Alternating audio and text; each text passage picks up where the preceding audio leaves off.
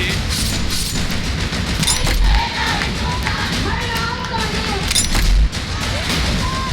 तो मैं अपनी बात को वापस करता हूं, अपनी निंदा करता हूं, मैं दुख प्रकट करता हूं। जिस प्रकार की पार्टियां इस इंडिया गठबंधन में शामिल हैं, उनकी महिलाओं के प्रति कैसी मानसिकता है वो उजागर हुआ।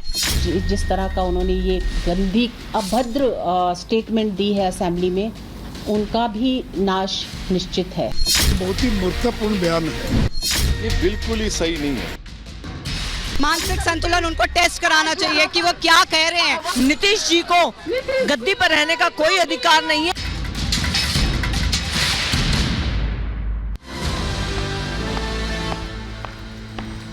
नमस्कार, मैं हूं आपके साथ हिमानी नैथानी। शाम के 5 बजने को हैं और हम लेकर हाजिर हैं अपनी खास पेशकश 5 का प्रहार।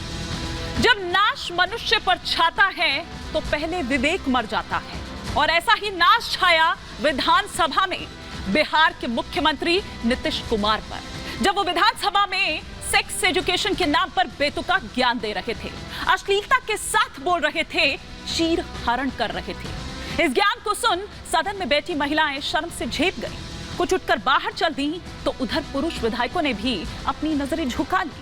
मामला बढ़ते देख 24 घंटे के भीतर बिहार के मुख्यमंत्री नीतीश कुमार को सद्बुद्धि भी आ गई और वो अपनी ही निंदा करते हुए माफी मांगते हुए नजर आए।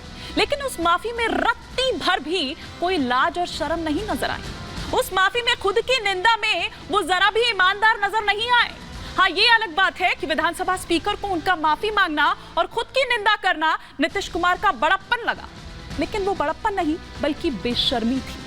अगर मगर के साथ कोई माफी नहीं होती तो क्या वाकई नीतीश कुमार अपने कहे पर शर्मिंदा है? क्या वाकई उन्हें दुख है या फिर ये मजबूरी में मांगी गई माफी है? ये सियासी माफी है, ये भी कहा जा रहा है। ऐसी सस्ती साहित्यकार की भूमिका में आखिर क्यों आ गए नीतीश कुमार? बीजेपी तो चुटकी ले रही है, वो ये कह रही है कि नीतीश कुमार पर दवाइयों का उल्टा असर हो रहा है और नीतीश कुमार होश में नहीं है। आज इसी पर कर रही हूं 5 का प्रहार कि नीतीश कुमार का क्या वाकई अपनी भाषा पर, भद्दे इशारों पर, सोच पर कोई कंट्रोल नहीं है?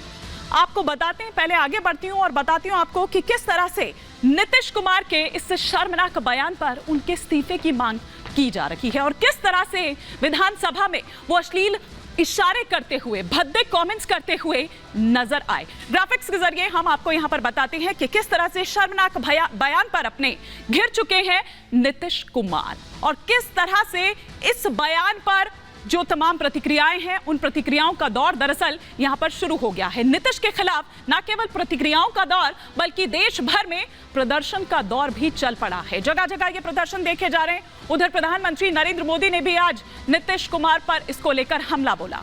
सदन के भीतर बयान शर्मनाक है, ये प्रधानमंत्री नरेंद्र मोदी ने कहा। बीजेपी ने नीतीश कुमार से इस्तीफा मांगा है, चुटकी तो ले ही रही है, लेकिन साथ ही साथ ये कहा है कि इस्तीफे से कम कुछ भी मंजूर नहीं। उधर एनसीडब्ल्यू ने नीतीश पर एक्शन की मांग की है। साथ ही साथ नीतीश के बयान पर आईएनडीआई ये चुप क्यों है, ये बीजेपी सवाल कर रही है। आरजेडी ने शर्मनाक बयान का बचाव किया है। तेजस्वी यादव ये कह रहे थे कि सेक्स एजुकेशन पर ज्ञान दे रहे थे, बता रहे थे दरअसल नीतीश कुमार। इस तरह से सेक्स एजुकेशन दी जाती है, उसके लिए एक स्थापित भाषा होती है। शायद तेजस्वी यादव भूल रहे हैं या फिर उनको पता ही नहीं है।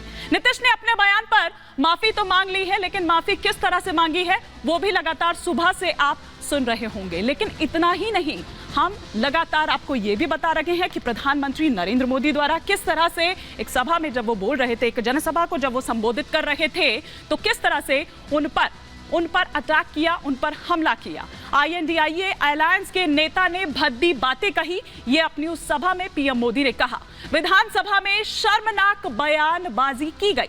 सदन में माताएं भी थी, बहनें भी थी, वो बैठी हुई थी। विपक्ष के एक भी नेता ने विरोध नहीं किया, उल्टा वो तो हंसते हुए वहां पर नजर आ रहे थे। आईएनडीआईए अलायंस के नेता कितना नीचे गिर चुके हैं और कितना नीचे गिरेंगे, ऐसे नेता आपका सम्मान नहीं कर सकते, ये पीएम मोदी ने कहा। ऐसे नेता आपकी इज्जत नहीं बचा सकते। ये वो बड़ी बातें जो प्रधानमंत्री नरेंद्र मोदी ने जनसभा को जब संबोधित कर रहे थे उस दौरान कही, और ये भी कि ये लोग दुनिया में देश की बेइज्जती करा रहे हैं। तो ये वो तमाम बड़ी बातें, लेकिन इससे पहले कि आगे बढ़े, एक एक कर वो तमाम सवाल 5 का प्रहार के जो आपके टेलीविजन स्क्रीन पर आ रखे हैं। ये पहला सवाल कि नीतीश के बयान पर INDIA अलायंस चुप क्यों है। दूसरा सवाल जो आपकी स्क्रीन पर चेंज हो रहा है वो ये कि मुख्यमंत्री नीतीश कुमार की माफी क्या काफी है, नाकाफी है, ये देखने वाली यहां पर बात है। नीतीश को सीएम पद से इस्तीफा देना क्या चाहिए। चौथा सवाल जो आपकी स्क्रीन पर आ रहा है वो ये कि 24 के इस चुनाव में नीतीश का बयान क्या मुद्दा बनेगा। पांचवा और अंतिम सवाल ये कि आरजेडी की संगत का असर क्या नीतीश पर है। इस तरह के सवाल उठाए जा रहे हैं बीजेपी द्वारा, आरोप लग रहे हैं बीजेपी द्वारा। ये वो तमाम सवाल होंगे जिनके इर्द गिर्द आज हमारी चर्चा रहेगी। कई खास मेहमान हमारे साथ जुड़ेंगे, लेकिन पहले आपको दिखाती हूं एक रिपोर्ट।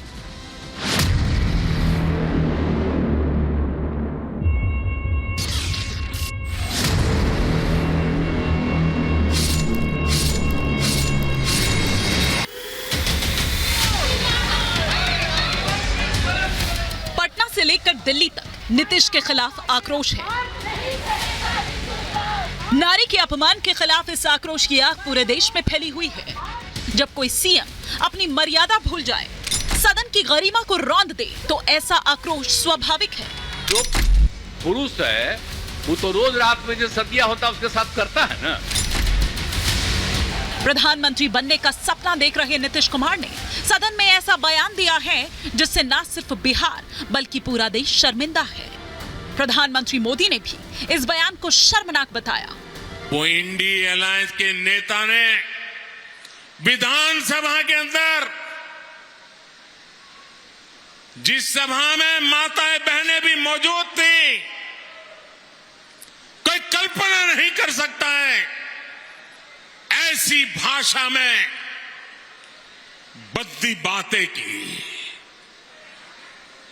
कोई शर्म नहीं है उनको, कितने नीचे गिरोगे। नीतीश कुमार ने सदन में जब बयान दिया था तो सदन के भीतर पक्ष और विपक्ष दोनों ही तरफ की महिला विधायक मौजूद थी। कई महिलाओं ने तो अपना सिर शर्म से झुका लिया, तो कुछ महिला विधायक उनके शर्मनाक बयान पर अपने आंसू ही नहीं रोक पाई। जो पुरुष है वो तो रोज रात में जो सदिया होता है उसके साथ करता है ना। बीजेपी ने नीतीश के इस शर्मनाक बयान पर इस्तीफे की मांग की है। बीजेपी नेताओं का कहना है कि नीतीश कुमार को गलत दवाइयां दी जा रही है, जिससे उनका मानसिक संतुलन खराब हो गया है। वहीं राज्यपाल को आग्रह किया है कि इनका मेडिकल टेस्ट करा लें। ये फिजिकली हमको अनफिट बुझा रहे हैं, मानसिक रूप से थोड़ा बीमार दिख रहे हैं। हम लोगों के गार्जियन हैं, बिहार के मुख्यमंत्री हैं, आदरणीय नीतीश बाबू का जांच होना बहुत जरूरी है। बिहार को अपमानित कर करके हमारी माँ बहनों को गाली दे करके और माफी मांग लें, ये कैसा न्याय है।